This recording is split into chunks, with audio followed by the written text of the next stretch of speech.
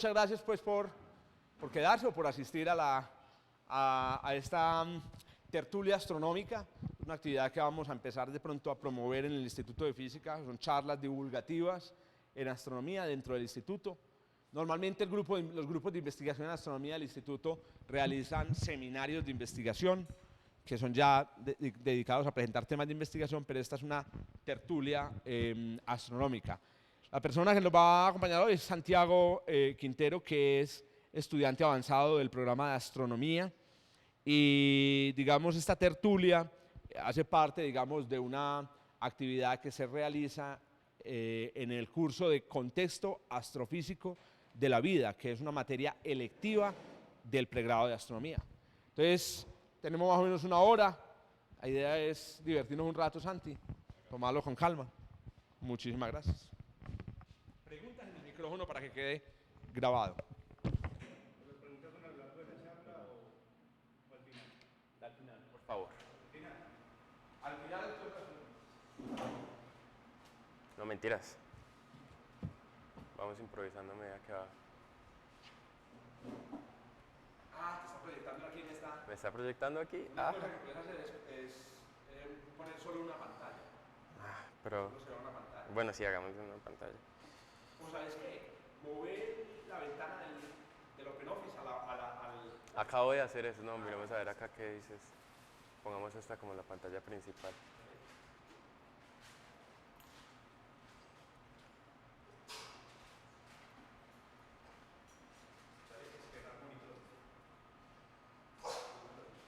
¿Lo de qué? Despejar monitores. ¿En dónde? Muchachos, después de 8 semestres de astronomía, uno todavía no sabe cómo configurar un proyector.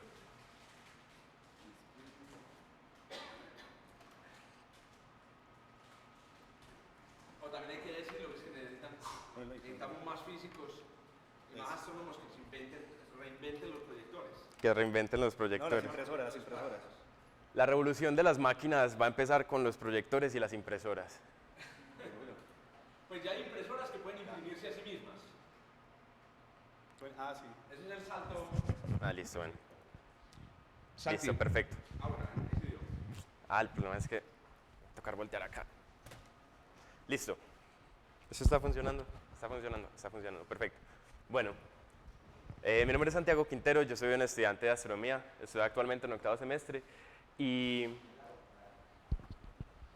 de lo que quiero hablar hoy es un poquito de astrobiología y ya les voy a explicar de qué es.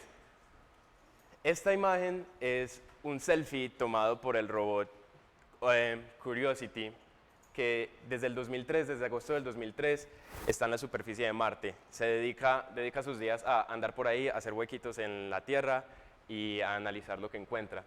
Entonces, esta misión, Opportunity, es una de las muchas misiones que se han hecho a lo largo de los años, misiones enfocadas en astrobiología. Astrobiología. ¿Qué es astrobiología? Astrobiología es el estudio de la vida en su contexto astronómico, ¿sí? Es cómo podemos conocer la vida desde su contexto más universal posible, ¿cierto? La vida en la Tierra, pero también cómo podría ser la vida en otros lados. La página de la NASA de astrobiología define astrobiología como el estudio del origen, evolución, distribución y futuro de la vida en el universo. Y obviamente cuando decimos vida en el universo, pues hoy, agosto del 2000, agosto, sí, todavía es agosto. Agosto de 2015, vida en el universo es muy particularmente vida en la Tierra. Pero ¿por qué es importante estudiar la vida en la Tierra? ¿Por qué es importante estudiar la vida en la Tierra? Primero, pues que es el único lugar donde conocemos que hay vida al sol de hoy. Pero también tenemos que centrarnos a estudiar bien cómo funciona la vida en la Tierra, estudiar las propiedades de la vida y ver cuáles propiedades son las propiedades más generales y cuáles de esas propiedades pueden aplicar y cómo pueden aplicar en otros planetas y en otros lugares del universo. Entonces, hay muchos científicos, o sea, esto hace 50 años era pues cuestión de ciencia ficción, ¿cierto? Hablar de la vida en el universo era de películas de Stanley Kubrick, ¿sí? Pero hoy es una ciencia es un área de la ciencia que es muy respetada y hay muchos científicos, miles de científicos alrededor del mundo que se dedican a trabajar en astrobiología. Nuestro profesor Zuluaga, por ejemplo, ha escrito muchos trabajos en astrobiología. Y entonces se dedican una vez más, a definir las propiedades de la vida y a hacer la búsqueda de la vida en el universo. Y esta búsqueda de la vida en el universo se puede hacer de dos formas. La primera es con antenas muy grandes, apuntando a regiones del espacio y ver si detectamos señales, ¿sí? Esta es una imagen del Very Large Array. Los que hayan visto una película de los 90s, Contacto, basada en una novela de Carl Sagan, el Very Large Array es el protagonista principal de esa película. Y la otra forma de hacerlo es investigación en el mismo lugar de los hechos, ¿sí?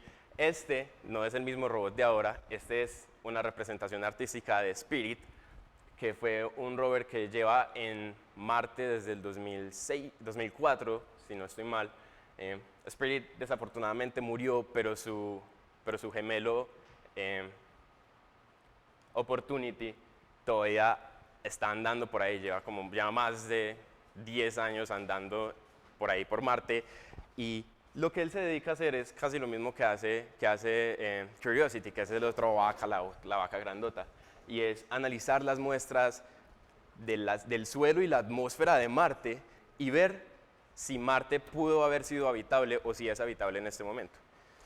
Y cuando digo habitable me refiero a si pudo haber vida o si hay vida en Marte en este momento. Y la cosa es la siguiente: nosotros ¿cómo podemos definir qué es vida? Nosotros ¿cómo podemos saber que encontramos vida una vez la veamos? ¿Sí? Mi argumento es el siguiente, la vida en el universo no tiene por qué ser nada parecido a la vida en la Tierra, ¿sí? Entonces, en el momento en el que nos encontremos la vida, ¿cómo vamos a poder identificarlos? O sea, a menos que sea obvio, sí, a menos que nos encontremos pues hombrecitos verdes o que en los océanos que hay debajo de una de las lunas de Saturno encontremos pulpos gigantes, ¿cierto? A menos que sea obvio, probablemente lo que vamos a encontrar van a ser bacterias, ¿cierto? Y cosas así similares, van a ser microorganismos y los vamos a encontrar en trazas químicas.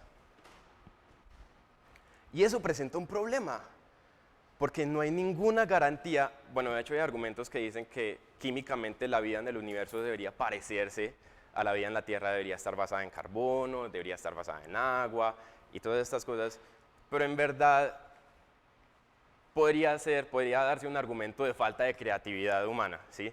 Y que la vida en el universo no sea nada, químicamente ni físicamente, nada parecido a la vida en la Tierra.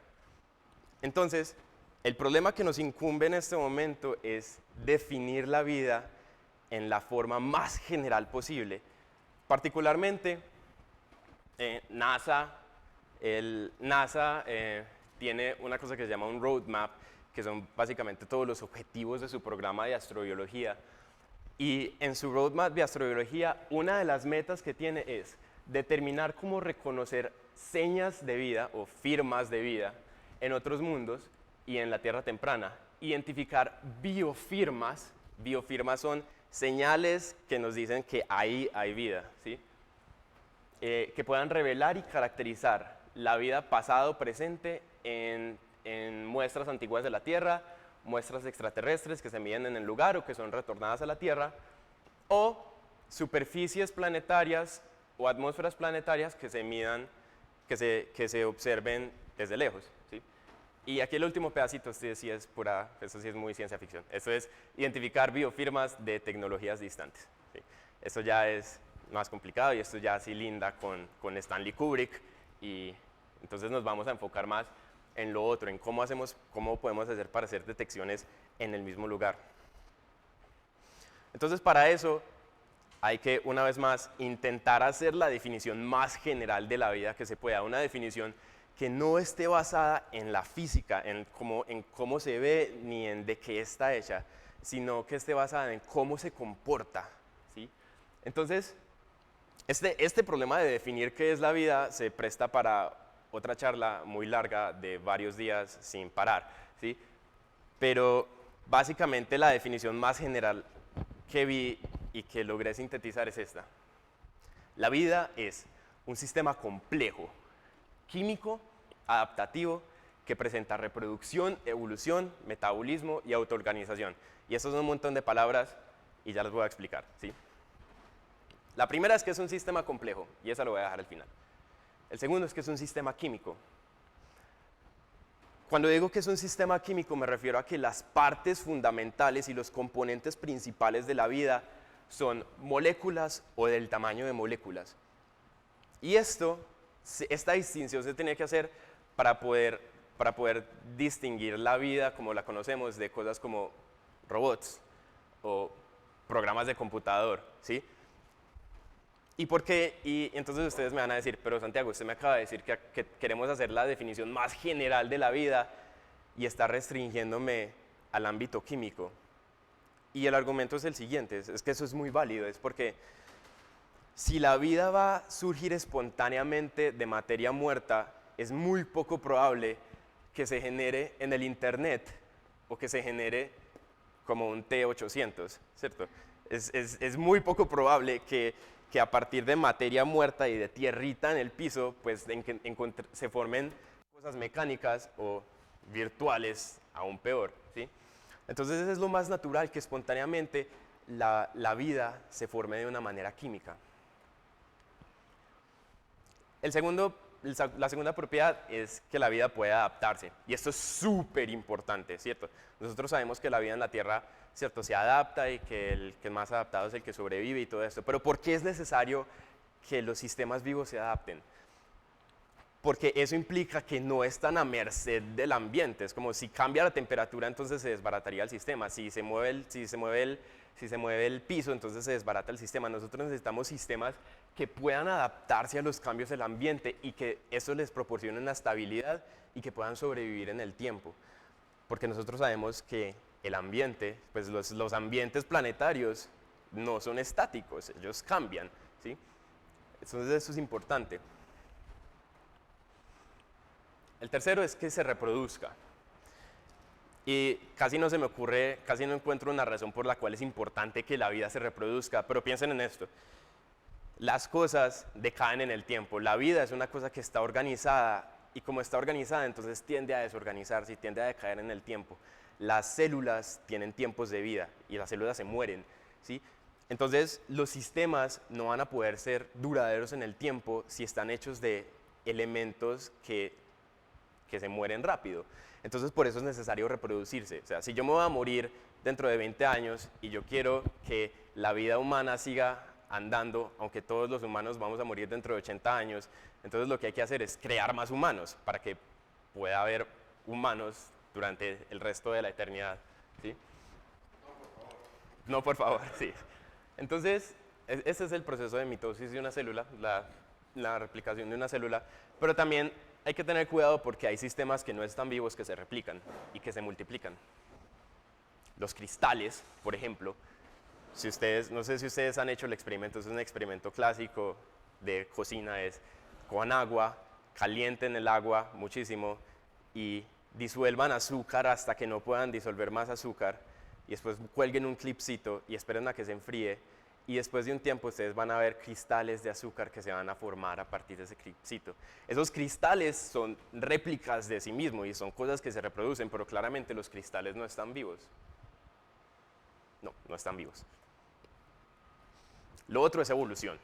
Y cuando yo digo evolución no me refiero a que cambie en el tiempo, sino a evolución darwiniana, ¿cierto? A la evolución de que esta copia tiene un efecto de teléfono roto. Las copias no son perfectas, entonces este teléfono roto introduce cambios en los nuevos individuos y estos cambios introducen nuevas propiedades de los individuos. Y estos individuos con estas nuevas propiedades pueden ser beneficiados o pueden no ser beneficiados al tener estas nuevas mutaciones. Entonces lo que sucede es que los individuos que tienen las mutaciones que los benefician son los que sobreviven mejor y son los que se reproducen. Y eso hace que a lo largo de los eones y de las eras, estos individuos vayan adquiriendo nuevos conjuntos de propiedades que los distingan de otros. Esto se llama un árbol filogenético y no significa nada en este momento, pero lo que hace es mostrar todas las relaciones evolutivas entre las diferentes especies que hay en el planeta. Entonces aquí están los hongos, aquí están las bacterias, ¿dónde están los animales? Ajá, aquí, tú estás aquí. Epa, estos son los seres humanos. Entonces ustedes se fijan, todos estos tienen un ancestro común. Se llama el último ancestro común universal, o LUCA por sus siglas en inglés. Entonces queremos que nuestra definición de vida incluya evolución darwiniana. La otra es metabolismo. Ahora no encontré una imagen suficientemente satisfactoria de metabolismo, entonces supongo que fotosíntesis va a tener que funcionar. Metabolismo es la habilidad de coger energía del ambiente y aprovechar esa energía. ¿Sí? La fotosíntesis es un excelente ejemplo de eso. Pues estoy hablando de metabolismo en una definición general, de poder aprovechar la energía del medio ambiente para beneficio propio. ¿Sí?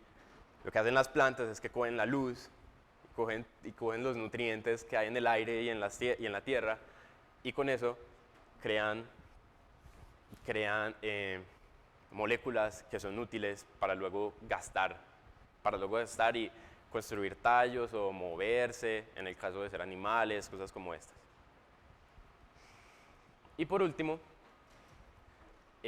queremos que la vida se organice, ¿sí? Pues queremos definir organización. Esto es una bandada de pájaros, son muchos pájaros. Entonces, esto es una propiedad que uno ve en todos lados. Los diferentes individuos se comunican entre ellos y forman comunidades, y forman ecosistemas, ¿sí?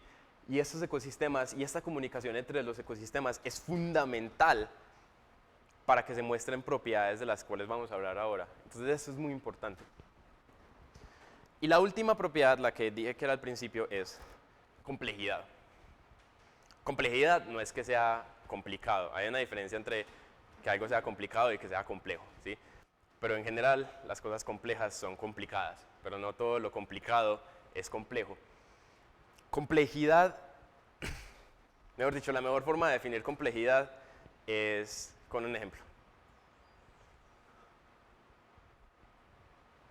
¿Eso sí está funcionando? Sí está funcionando, perfecto.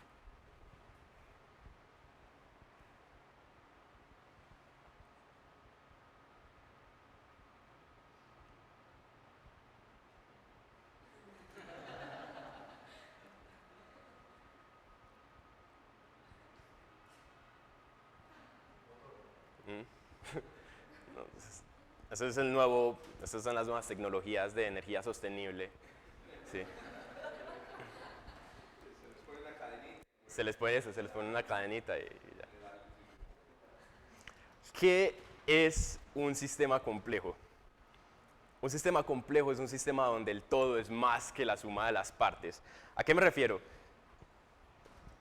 Devolvamos la película, devolvamos a los perritos, ¿sí? Entonces, en este momento, yo no tengo idea cómo pausar esto porque está dentro de una presentación, pero digamos en este momento, en el momento en el que la señora sirve la leche, díganme, yo les digo a ustedes, los perritos van a trabajar con la siguiente motivación, van a empujar como sea para llegar a la leche y no se van a despegar de la leche de ninguna forma.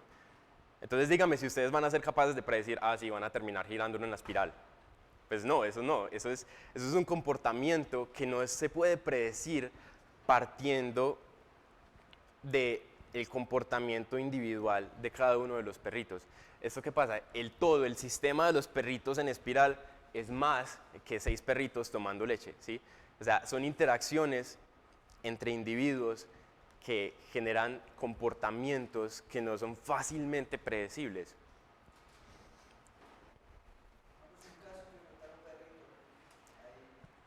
Precisamente, entonces, digamos, si faltara un perrito, es muy probable que ese sistema no funcionara, porque una de las cosas, yo he mirado demasiado este video, mejor dicho, acabo de salir a vacaciones, profe, entonces tengo, yo he mirado demasiado este video. ¿Qué es importante acá? Yo pude encontrar cuál es la perturbación inicial que causa que el sistema gire, acá. Ustedes vieron este perrito, yo no sé, no tengo idea cómo volver. Pongamos esto en VLC mejor.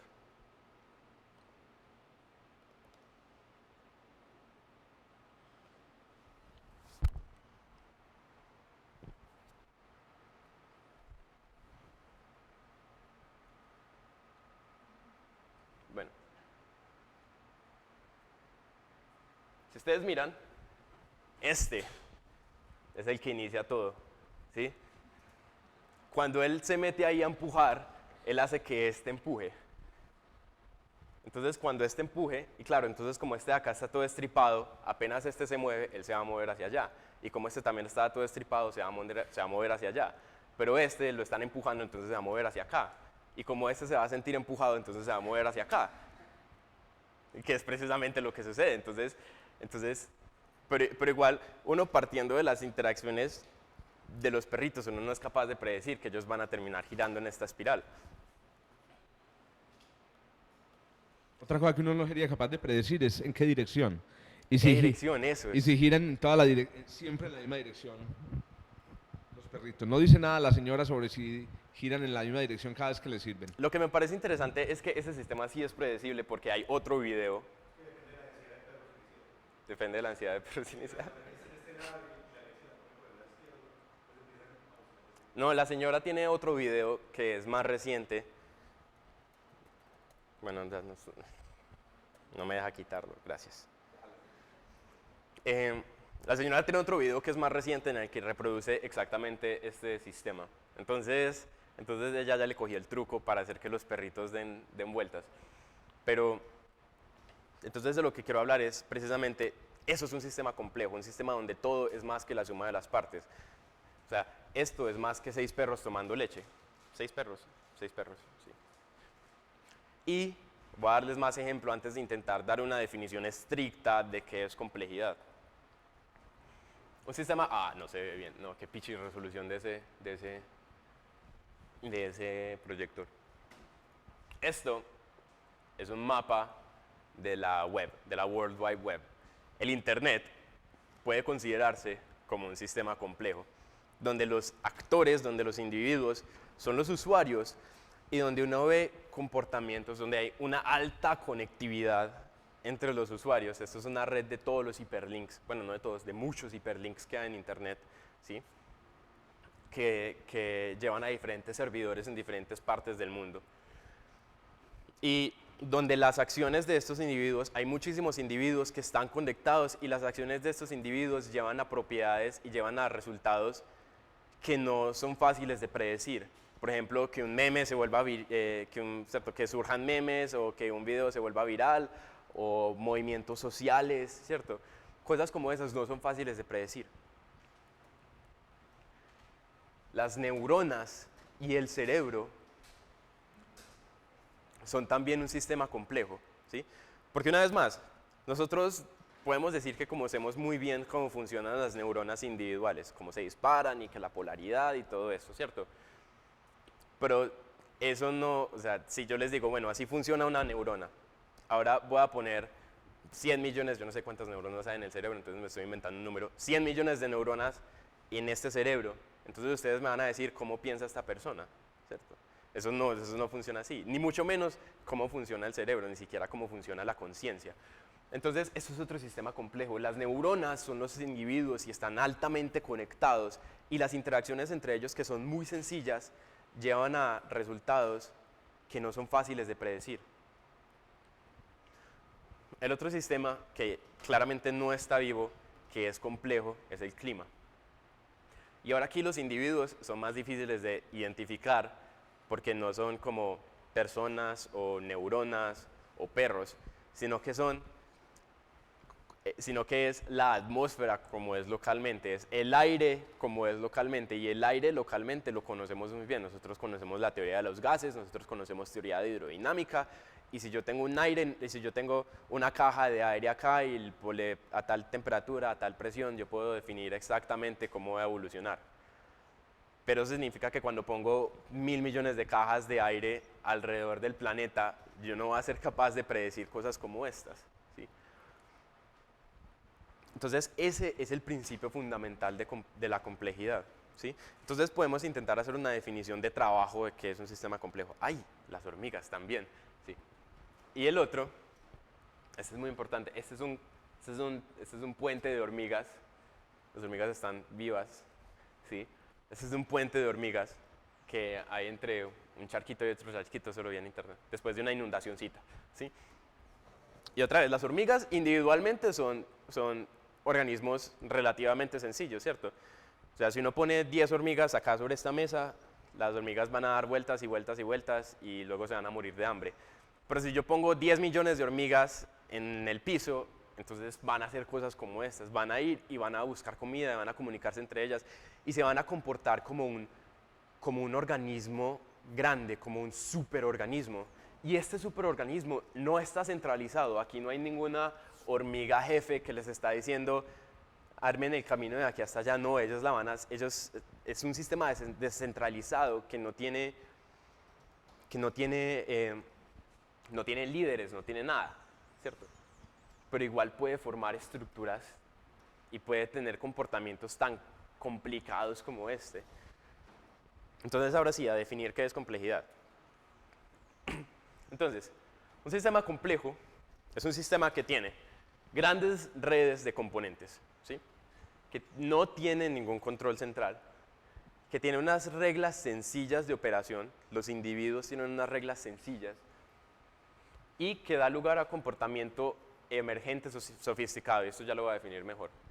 Es un sistema que procesa información y que se adapta mediante aprendizaje o evolución. Entonces, esta definición es un poquito estricta y digamos el caso del huracán, ¿cierto? Yo no veo cómo un huracán pueda procesar información, pero entonces estamos enfocados en la complejidad en la vida, entonces podemos dejar el huracán por aparte, ¿sí? Entonces lo que queremos hacer es, tenemos esta definición de sistemas complejos y cuando digo comportamiento emergente sofisticado es ese comportamiento nuevo, complicado, que no sería capaz uno de predecir viendo hormigas individuales. Son esos puentes de hormigas, son los videos virales, son los huracanes, ¿cuál es el otro ejemplo? Son la conciencia, ¿sí? Son esos comportamientos que no se pueden explicar a partir de neuronas individuales, personas viendo videos de gatos en internet, el comportamiento local del aire, ni de dos hormigas individuales. Entonces mi idea es la siguiente: la complejidad es una de las propiedades más importantes y más generales que tiene la vida.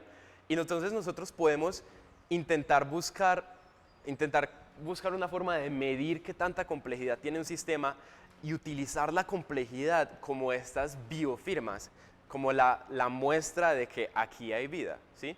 Entonces lo que yo quiero hacer, lo que deberíamos hacer es intentar buscar una forma de medir qué tanta complejidad hay y construir un aparato o yo no sé, una aplicación en el teléfono, ¿cierto? Que entonces yo voy caminando por Marte y me encuentro eso, entonces yo lo escaneo con el teléfono y eso me dice si está vivo o no, y si está vivo entonces lo puedo publicar, lo puedo compartir en Facebook, ¿cierto? Entonces eso es lo que queremos hacer, pero para hacer eso hay que aprender a medir qué tanta complejidad tiene un sistema y eso no es para nada fácil. Hay un artículo muy interesante que se llama, no lo tengo acá, pero se llama una lista no exhaustiva de las medidas de complejidad. Entonces, no linealidad, límite de caos. Bueno, entonces, esta es otra de las propiedades más importantes de la complejidad que se me olvidó. Los sistemas complejos no son lineales. Para dar un ejemplo de no linealidad, ¿alguno de ustedes cocina? ¿A ustedes les gusta cocinar? ¿Sí? ¿No? No vale agua caliente. ¿Cierto? Entonces, digamos que yo vivo solo, entonces digamos que yo quiero hacer pancakes. Entonces, yo miro la receta en internet, entonces dice que es 1 taza y cuarto de harina, un huevo, 1 taza de leche, azúcar, sal y luego que quiero otra pendejadita que uno le quiera echar, ¿sí? Pero ¿qué pasa? Esa receta hace 8 pancakes y bueno, yo en teoría sí soy capaz de comerme esos 8 pancakes, pero digamos que no, ¿cierto? Entonces, digamos que yo quiero hacer 2. Entonces, ¿uno qué hace? Pues yo cojo todas las cantidades y las divido entre 4, ¿cierto? Porque 8 pancakes dividido entre 4 me dan 2 pancakes, ¿cierto? Entonces, eso me da, no sé, no soy capaz de hacer la división en mi cabeza. ¿Ah? Un cuarto de huevo. Entonces, digamos que yo bato el huevo primero y luego saco un cuarto del huevo, ¿cierto? Que eso ya es más fácil, ¿cierto? Entonces yo hago eso y listo, puedo hacer 2 pancakes. Pero resulta que un día me levanto y si estoy llenísimo, comí mucho el día anterior y digo, yo quiero solamente un pancake así pequeñito, ¿cierto? Entonces yo cojo y hago la división. Yo quiero medio pancake, entonces tengo que dividir todo entre 16, entonces hago un 16avo de huevo, un 16avo de no sé qué, no sé cuántas. Y cuando uno lo mezcla todo, hagan el ensayo, incluso haciendo el 16avo de huevo, hagan el ensayo, no da. No da, porque o sea, no da, queda una cosa más acotuda, que no, queda una cosa así horrible, maluca, yo lo he hecho. O sea, no se los digo, esto no es un experimento mental, es una experiencia, es una anécdota, ¿sí? No da, porque ¿qué pasa? Hay un punto en el que, hay un punto en la cocina y hay un punto en el cómo se comporta la harina y la leche y el huevo y todas estas cosas, en el que el doble de la cantidad no es el doble del producto y la mitad de la cantidad no es la mitad del producto, ¿cierto? Entonces, en este caso, en el caso de los pancakes, un 16avo de la cantidad no es un 16avo del producto. Eso es lo que es no linealidad, ¿cierto? Si yo duplico el número de cosas, no me da el doble del producto, ¿sí? Y la otra cosa es el límite del caos, ¿sí? La vida y los sistemas complejos están en el bordito de ser un sistema caótico. Son sistemas que son lo suficientemente organizados para poder almacenar información, pero también lo suficientemente caóticos para que puedan cambiar y evolucionar y adaptarse. Y entonces eso en inglés se dice un sweet spot, ¿cierto? Un punto dulcecito, un punto preciso ahí en la mitad, ¿sí? Un punto preciso que está justo en el bordito del caos, ¿cierto? Que si uno se mueve ya, entonces se desbaratan los sistemas y se vuelve turbulencia, se vuelve calor, se vuelve nada, ¿sí?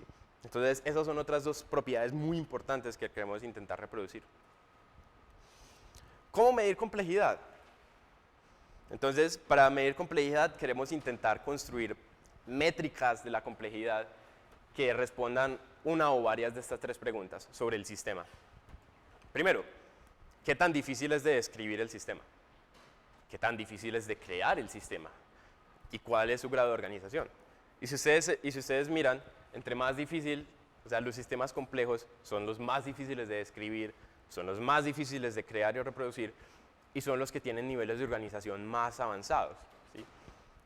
Pero una vez más, queremos asignarle un número a esto. O sea, cuando yo les digo una medida de complejidad, es una cosa que yo coja un escáner de complejidad y me diga, el zapato tiene un cuarto de complejidad y Jorge Zuluaga tiene 800 complejidades, ¿cierto?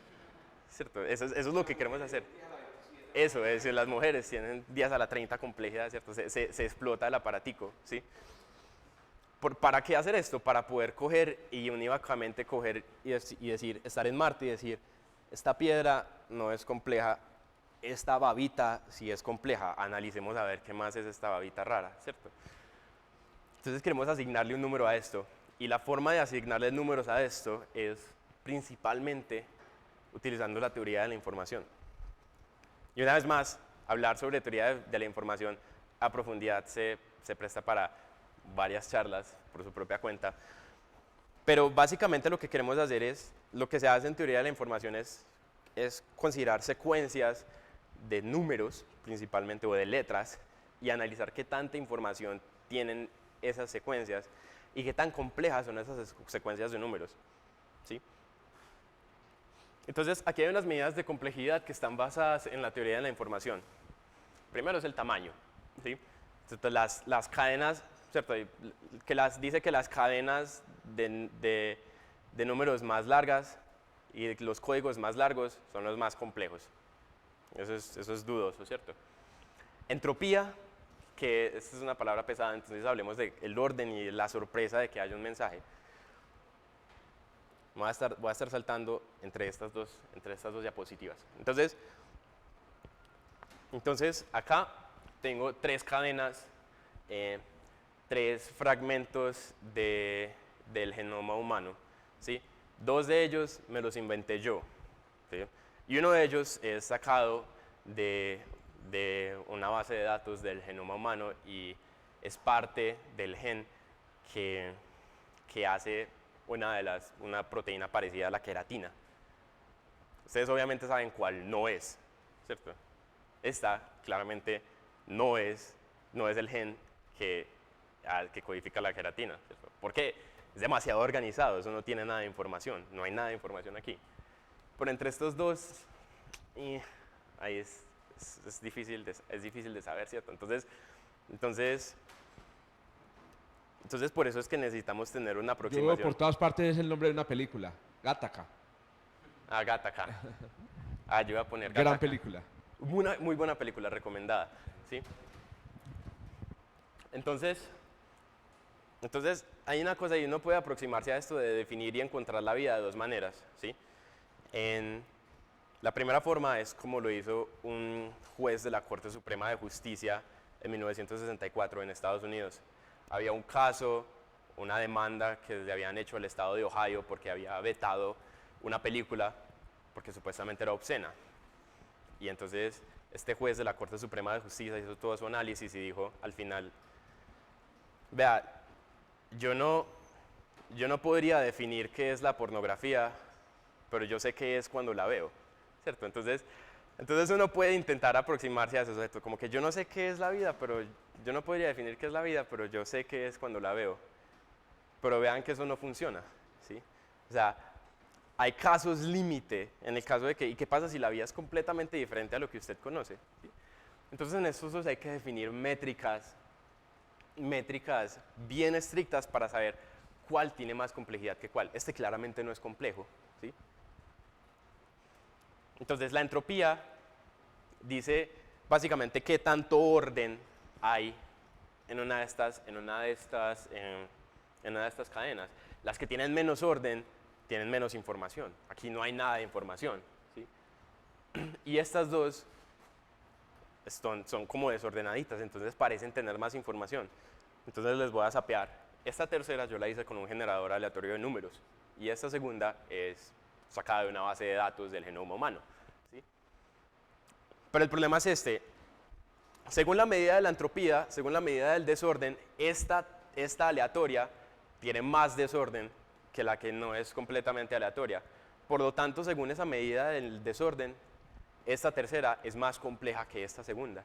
Entonces eso viola la idea de estar en el límite del caos, ¿cierto? De estar justo en el bordecito de estar lo suficientemente organizado y lo suficientemente caótico. Esto es demasiado organizado, pero esto es demasiado caótico. Entonces la medida de la entropía no nos funciona.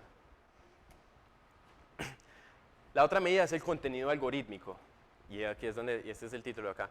Y el contenido algorítmico es lo siguiente, es decir, el programa más complejo, la cadena menos compleja es, si yo escribo un programa de computador que me reproduzca esta cadena, entonces la cadena menos compleja es la que se pueda escribir con el programa más cortico, ¿cierto? Entonces, el programa de acá es súper sencillo, simplemente decir, repita A, aquí hay 60 veces, ¿cierto? En este caso, depende del lenguaje y el programa de computador. Entonces, en este caso, yo podría decir, genéreme una lista aleatoria entre A, G, T y C de 60 caracteres. Y me va a reproducir algo que es, para todos fines prácticos, igual a este. Pero para escribir un programa de computador que me reproduzca esta cadena, yo le tengo que decir, vea, escríbame las siguientes letras. G, G, A, T, T, T, A, G, T, y así sucesivamente. Entonces, el programa más largo que necesito es el programa para la cadena que sí es efectivamente más compleja, ¿sí? La otra es la complejidad estadística. Y complejidad estadística se refiere a cuál es el mínimo de información que necesito para reproducir el sistema, pero no exactamente, sino reproducir el sistema para construir un sistema que se comporte más o menos igual, ¿cierto? Y aquí entonces entramos otra vez en la misma cosa. Entonces, para reproducir un sistema repetido necesitamos muy poquita información, y para reproducir un sistema aleatorio necesitamos otra vez muy poquita información. Pero para reproducir un fragmento del genoma humano necesitamos el fragmento del genoma humano. Y la última son los niveles de jerarquía que tiene un sistema. Decimos que un sistema, entre más niveles de jerarquía tenga, entonces más complejo es. Si ustedes se fijan, por ejemplo, un cuerpo humano tiene muchísimos niveles de jerarquía, empezando en los átomos que conforman las moléculas orgánicas, las moléculas orgánicas interactúan entre ellas y conforman células, las células se agrupan y conforman tejidos, y los tejidos se agrupan y conforman órganos, y los órganos se agrupan y conforman sistemas de órganos, y los sistemas de órganos se agrupan y conforman a Santiago, ¿cierto? Entonces, esos son niveles que tienen muchísima jerarquía, ¿sí? Y eso puede ser una medida de la complejidad. Y la última es la dimensión fractal, y esto es más abstracto, ¿sí? Un fractal es algo como esto. Esto se llama el conjunto de Mandelbrot, y es una, ¿cierto? Es una, digamos, entre comillas, una figura geométrica, ¿sí? Es una figura geométrica que tiene infinito nivel de detalle, ¿sí? Piensen en esto, si yo les digo, esta es la costa de Colombia, bueno, esta es la frontera de Colombia, listo, perfecto. Entonces yo voy a decirles, les digo, vea, mídame cuánto es la distancia a lo largo de la frontera de Colombia con Venezuela, ¿cierto? No sé dónde termina. Entonces usted va con una reglita, usted mira en Google Maps, y usted mira con la reglita de Google Maps, y hace estas medidas, ¿cierto? O cuánto es la longitud de un río, ¿cierto? Por ejemplo, no veo ríos acá. Pero si luego usted va al lugar de los hechos y empieza a medir con un metro, entonces usted empieza a medir, se va a dar cuenta de que la longitud del río le da más larga de lo que le dio midiendo por Google Maps. Eso que pasa es que hay un nivel de detalle mayor. Cuando usted hace zoom en el sistema, todavía hay más detalle, ¿sí? Y un fractal es una figura geométrica que tiene infinito nivel de detalle. Yo hago zoom infinitamente y todavía hay detalle, y todavía hay detalle, y todavía hay detalle. Entonces los sistemas complejos se pueden clasificar según esto, según qué tanto nivel de detalle cuando hago zoom tienen, ¿sí? Y hay una medida muy, muy, muy específica, y es un número que se llama la dimensión fractal, que me dice precisamente esto, me dice cuánto cambia el tamaño, cuánto cambia el área o la longitud de la figura cuando yo hago zoom sobre la figura. Entonces, ¿qué tenemos? Tenemos un montonón de medidas de complejidad, de un montón de números, pero ¿cuál es el problema con todas estas medidas? ¿Sí? El problema es que yo como carajos aplico esto a una piedra en Marte, ¿cierto? Yo quiero intentar aplicar esto a sistemas vivos. ¿Yo cómo aplico esto a esto? ¿Sí? Yo como digo, sí, la cadena de caracteres asociada a esta colonia de hormigas es claramente compleja, ¿cierto? ¿Sí? Yo cómo hago para aplicar todas estas cosas de teoría de la información a estos sistemas vivos. Eso no es sencillo. Y de hecho es una pregunta que todavía es abierta, eso no es inmediato, y solamente se ha hecho, que es lo importante, pero solamente se ha hecho para sistemas súper sencillos. ¿Cómo se hace esa traducción? ¿Cómo hago la traducción de hormigas a código? ¿Cómo hago la traducción de personas a código? ¿Cómo hago la traducción de páginas en internet al código que yo puedo medirle la complejidad utilizando entropía? Y se ha hecho, más o menos, en sistemas muy sencillos. Este es un artículo del 2002 que dice, ¿cierto? Dice, técnicas avanzadas, ¿cierto? Ignoren todas las palabras horribles, técnicas en análisis de complejidad para la detección de las biofirmas en bla, bla, bla, bla, ¿sí? ¿Sí? Pero se ha hecho. Lo que hicieron ellos fue coger un tipo de mineral que se llama estromatolito, que tiene evidencia de que ahí había básicamente capas de bacterias. Y lo que ellos hicieron fue asignar una cadena de símbolos y caracteres a la superficie de este mineral. Y con eso le aplicaron estos análisis de acá, y definieron qué tanta complejidad tenía eso. Entonces esa es la idea. Eso es lo que queremos hacer, y eso es lo que se debería hacer a futuro, es definir definir la forma más general de medir qué tanta vida hay en un sistema, ¿sí? Para poder ir en otros lados, y que en el momento en el que encontremos vida que no se parezca en nada química ni físicamente a la de la Tierra, aún poder decir, así. Esa cosa que no está ni hecha de carbono, ni está hecha en agua, ni tiene ADN, ni está hecha de células, ¿cierto? Esa cosa que vemos ahí en el piso, en Marte o en donde sea, poder coger y decir, no, eso sí está vivo o no, eso no está vivo. Y eso sería todo.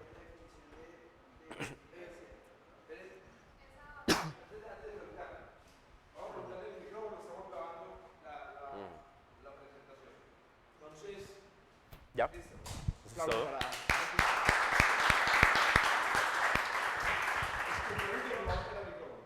Buenas tardes. Hola.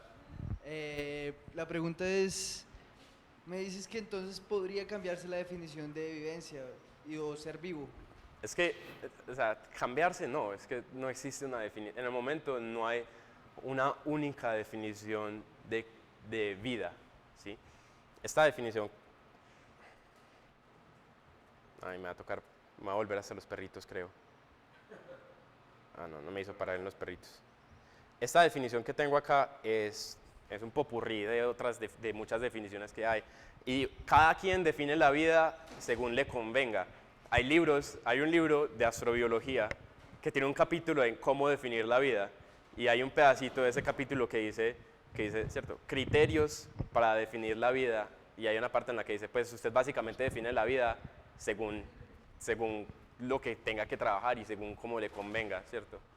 Entonces, en el momento no hay una definición estricta de qué es la vida, y eso es un debate caliente y abierto, pero igual uno debe hacer definiciones de trabajo para poder, ¿cierto? Porque si uno se queda filosofando en definiciones, entonces uno no hace ciencia. Y la cosa es esa, en la ciencia es normal trabajar con cosas que es como medio difícil de definir, ¿cierto? Digamos, en física hay una definición matemática de qué es energía, pero cuando usted va donde Jorge Zuluaga y le pregunta, profe, ¿qué es energía? Entonces ahí la definición es como, bueno, sí, eso, si la veo, esto es como la pornografía, si la veo la identifico, ¿cierto? ¿Cierto? Va para Twitter, ¿cierto? Pero decir como, no, la energía es, no, ¿cierto? Pero igual en la física se trabaja con energía y todo el mundo trabaja con energía y la energía es una cosa que todo el mundo funciona, entonces la cambiamos la derivada, la energía se conserva, no sé qué. Pero ¿qué es la energía? Eso es complicado. Entonces está bien que no necesariamente haya una definición estricta, pero sí hay que tener una cosa muy precisa cuando uno está trabajando con eso. Buenas tardes. Ok. Mira, yo tengo una pregunta. O sea, tú dices que no necesariamente tiene que ser una definición estricta de vida, pero pues obviamente durante mucho tiempo nos hemos guiado por unos patrones. Tú decías ahorita, vida a base del carbono, de átomos, etcétera. Si no conocemos algo más, entonces en sí, ¿cómo vamos a buscar una forma de vida de la que ni siquiera tenemos una idea? O sea, ¿cómo podemos percibir algo que ni siquiera imaginamos o que ni siquiera podemos percibir incluso con altas tecnologías o cosas por el estilo? Eso es como mi duda. Entonces, no entiendo. Ese es precisamente el punto. O sea, es perfectamente natural, o sea, es normal. O sea, uno podría criticar a las misiones a Marte por estar simplemente buscando la vida como es en la Tierra, pero es perfectamente natural porque la vida en la Tierra es la única vida que conocemos. Y precisamente ese es el punto. El punto es intentar hacer una definición que no esté basado en la física, que no esté basado en la química, que no esté basado en de lo que estamos hechos y de cómo nos vemos, sino que esté basado en el comportamiento. Y el comportamiento es más general que los elementos físicos, es más general que los átomos, que las moléculas de las que lo conforman, es más general que el líquido sobre el cual está basado, ¿sí? Y esa es precisamente la idea ese es precisamente el intento que se quiere hacer, no digo yo, sino porque esto lo intentan hacer los astrobiólogos, ¿sí?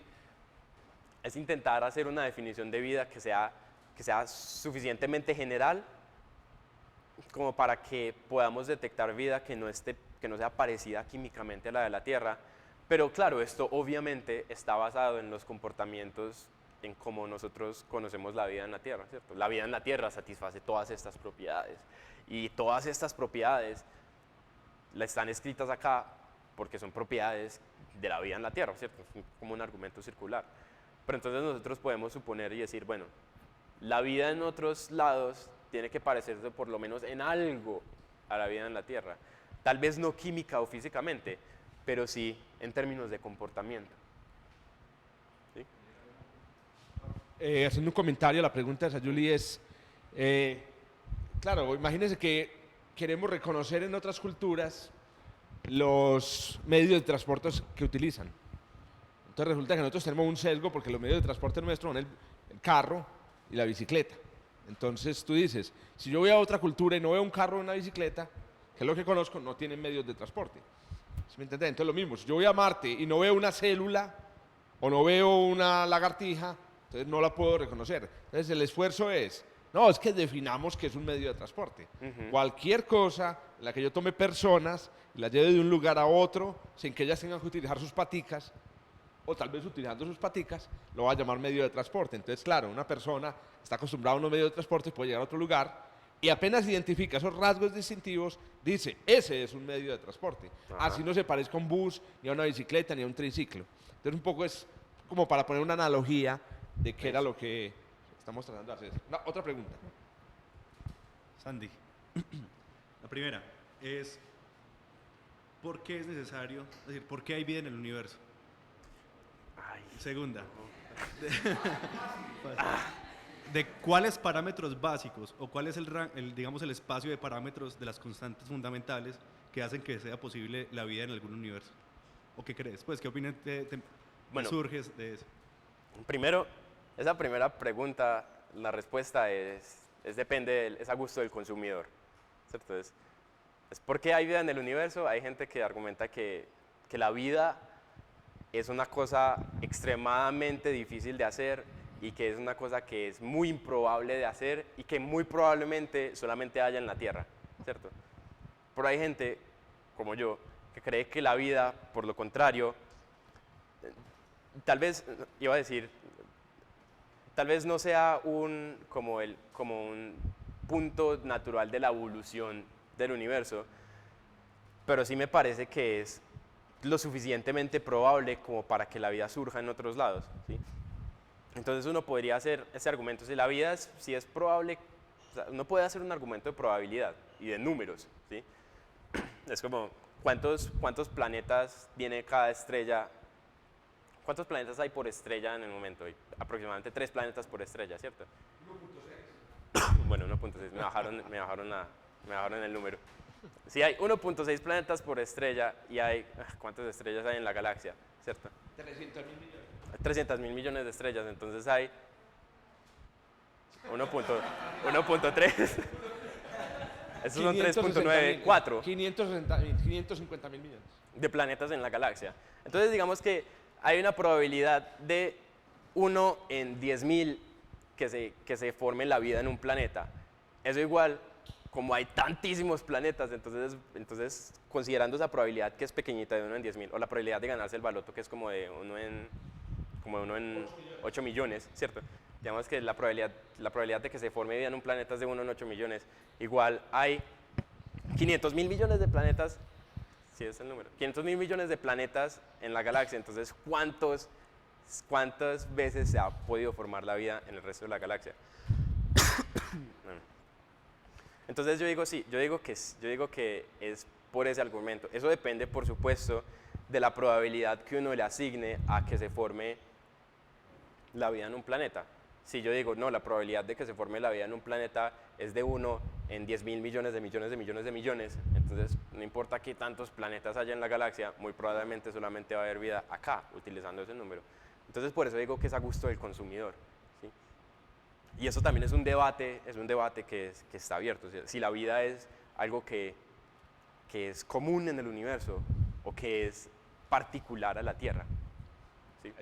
Yo tengo un comentario relacionado y es, vamos a decir el mismo, y es, entonces ya vimos que la complejidad se distingue de la no complejidad. Claramente hay un asunto crítico. Pero ¿qué distingue la complejidad biológica de la complejidad no biológica? ¿Cierto? La pregunta del millón es, en el universo de los sistemas complejos, entre lo que separa un sistema, por ejemplo, una molécula de hidrógeno molecular, tal vez un sistema que no obtiene, digamos, rasgos de complejidad muy sofisticados, muy elevados, pero tal vez podríamos reconocer ya que hay propiedades emergentes, por ejemplo, cuánticas en el sistema, etcétera. Yo no podría decir, incluso una molécula de hidrógeno ya tiene un grado de complejidad. La pregunta es, entre una molécula de hidrógeno y el cerebro humano hay una diferencia en el número que le asigna a la complejidad muy grande. Pero la pregunta es, ¿esa diferencia es un continuo? ¿Y en qué punto en ese continuo de la complejidad que va desde la molécula de hidrógeno hasta el cerebro, uno ya dice vivo, no vivo? Porque vos llevas, te pongo un ejemplo, yo sé que ya me entendiste, pero digamos a todos, vos llevas un aparatico, tu celular, se llama detector de vida, y lo acercás a una roca en Marte, y te da un número de complejidad 725. Entonces la pregunta es, ¿cuál va a ser el número al que vos vas a decir, ay marica, esa huevona está viva? Ah, listo. ¿Cierto? O no hay número. No hay número. O tal vez tenemos un problema ahí, es que... Ah, bueno, claro, ese es otro problema, es definir el umbral de complejidad, claro, yo entiendo. Yo creo que el punto que define la diferencia entre la complejidad viva y la complejidad no viva son estos dos. Dije el punto, pero en verdad son dos. Son estos dos. Es el procesamiento de información y la adaptación mediante aprendizaje o evolución, ¿cierto? Entonces, digamos, un átomo de hidrógeno, es cierto, sería es difícil imaginarse en qué casos un átomo de hidrógeno está procesando la información que recibe del ambiente y actuando con respecto a eso, ¿sí? En cambio, los sistemas vivos hacen eso todo el tiempo, a eso se dedican a observar el ambiente, recibir información, procesar esa información y según esa información actuar, ¿sí? Entonces con sistemas que no están vivos como este, claro, aquí el huracán se adapta al ambiente cuando llega ¿cierto? Cuando pasa por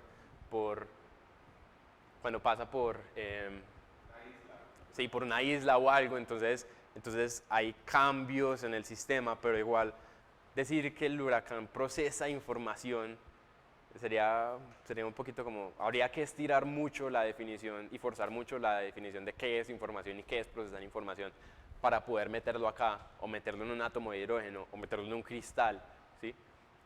Ahora, ¿cuál es el umbral? Ese es difícil. ¿Cuál es el número, cierto? ¿Cierto? Entonces yo poder decir que no, 10 complejidades para arriba es vida y para abajo no es vida, entonces ahí sí, eso es complicado. Pero digamos, se podría hacer un análisis, o sea, utilizando estas métricas, se podría hacer un análisis de los sistemas vivos que conocemos, que son los más sencillos, ¿no? los organismos unicelulares, ¿cierto? Y colonias de bacterias y cosas como estas. Y de pronto con eso formarnos una idea de, según estos números que obtengamos, hacer la calibración del instrumento, ¿cierto?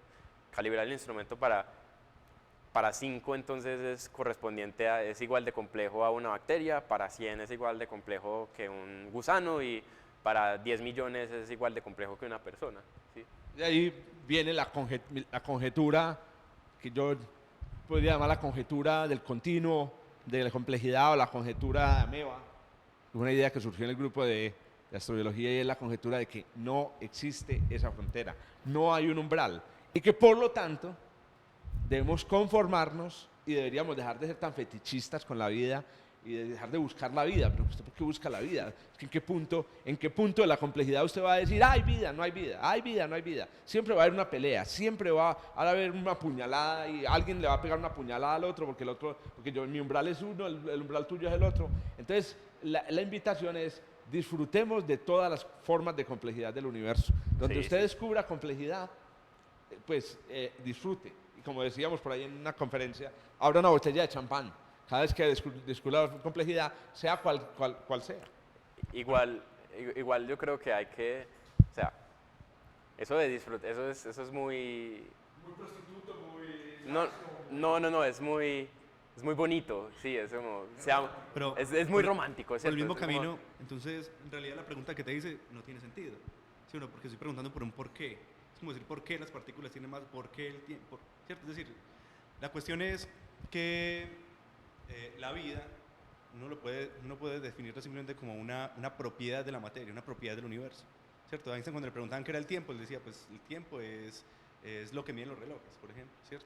O lo que hace que las cosas no sucedan todas al mismo tiempo. Entonces la vida simplemente es una propiedad más de la materia, como la carga eléctrica, la masa, ¿cierto? Solamente que digamos que se puede escalar a diferentes niveles de complejidad, ¿cierto? Pero, en fin, pues, es decir, vivimos en un universo completamente vivo.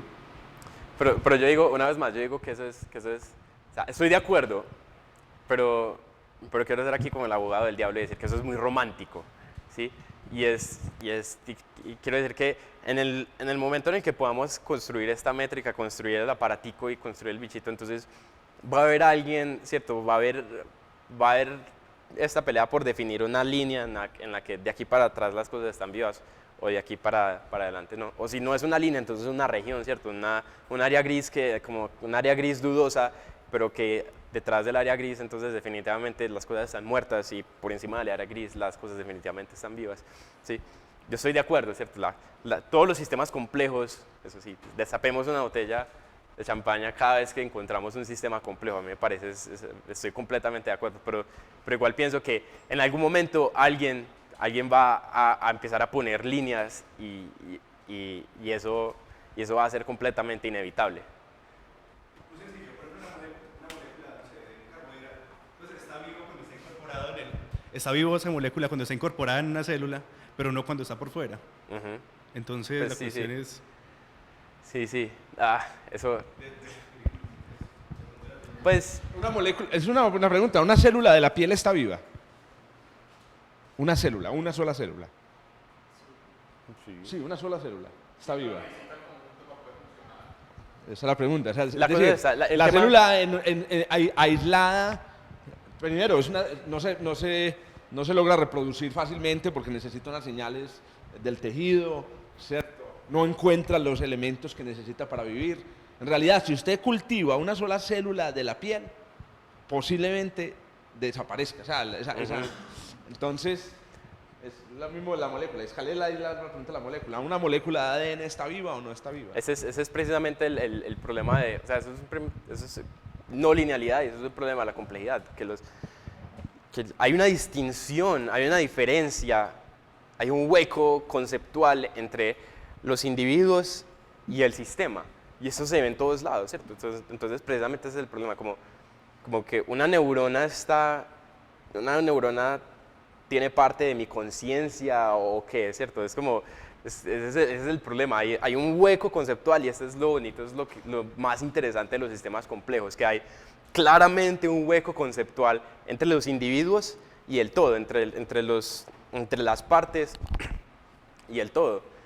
Y cuando uno se va a hacer cuando uno va a mirar minuciosamente como dónde está esa línea, dónde está el umbral, dónde está la línea divisoria que dice este sistema es complejo o este sistema simplemente es un montón de hormigas, ¿cierto?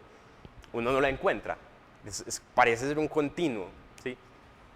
Y eso es una pregunta muy, muy, muy, muy, muy pesada. Pero yo creo que la complejidad, o sea, la complejidad abarca tantas áreas del conocimiento y abarca tantas preguntas como tan fundamentales que nosotros tenemos. Aquí está una que me apasiona mucho, que es la conciencia, ¿cierto? ¿Dónde surge la conciencia? Y está íntimamente ligado con la complejidad. Entonces el estudio de la complejidad nos puede abrir las puertas para todas estas preguntas fundamentales que nosotros tenemos. Muy bien.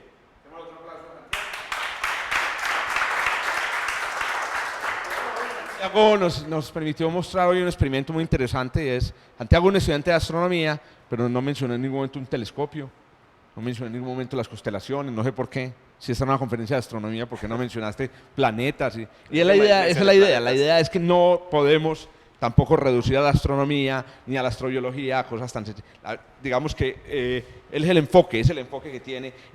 Como les decía, esta conferencia hace parte de un curso de astronomía, se llama Contexto Astrofísico de la Vida, y bueno, estoy muy contento con el resultado. Muchas gracias, Santiago. Bueno, no. Gracias a ustedes.